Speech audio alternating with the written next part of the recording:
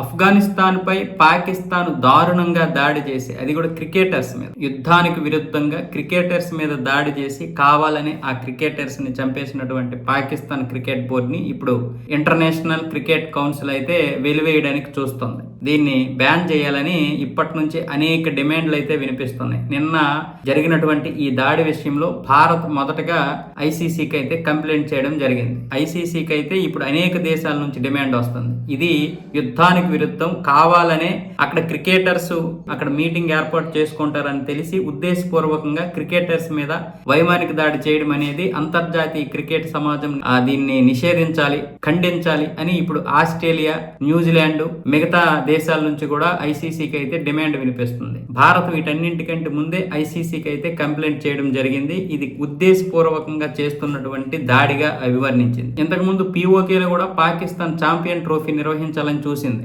దాంతో భారతదేశం ఐసీసీ మీద ఒత్తిడి తీసుకొచ్చి ఒకవేళ గనక పీఓకేలో క్రికెట్ ట్రోఫీ గనక నిర్వహిస్తే పరిస్థితులు తీవ్రంగా ఉంటాయి, ఆ తర్వాత మళ్ళీ మీరు ఏదైనా అంటే మాత్రం ఊరుకునేది లేదంటూ ఐసీసీకి అయితే గట్టిగానే ఇవ్వడం జరిగింది. దాంతో ఐసీసీ కూడా పాకిస్తాన్ మీద డిమాండ్ చేసి అక్కడ ఎట్టి పరిస్థితుల్లో కూడా మీరు ట్రోఫీ నిర్వహించడానికి లేదని చెప్పింది. ఇప్పుడు ఇలాంటి పరిస్థితుల్లో క్రికెటర్స్ మీదే దాడి చేసి వాళ్ళని చంపేయడం వల్ల ఈ రోజు పాకిస్తాన్ క్రికెట్ ని పూర్తిగా నిషేధించాలి, లేదంటే మాత్రం ఉగ్రదాడులు, ఇలా క్రికెటర్స్ మీద కూడా దాడులు జరుగుతాయి. రేపు టోర్నీలోనే ఎక్కడైనా జరిగితే అప్పుడు వేల మంది చనిపోయే అవకాశాలు ఉంటాయి. కాబట్టి ఈ ఉగ్రవాదులు వెంటనే నిషేధించాలంటూ ఇప్పుడు భారత్ తో సహా చాలా దేశాలు అయితే డిమాండ్ చేస్తున్నాయి. ఇప్పుడు ఐసీసీ మీద విపరీతమైనటువంటి ఒత్తిడి అయితే వస్తుంది. ఇలాంటి పరిస్థితుల్లో ఇంకా ఐసీసీ ఎటువంటి నిర్ణయం తీసుకోలేదు. కానీ ఐసీసీ నిర్ణయం తీసుకుంటే ఓ 10-15 సంవత్సరాలు అయితే పాకిస్తాన్ మీద బ్యాన్ చేసే అవకాశాలు అయితే ఉన్నాయి.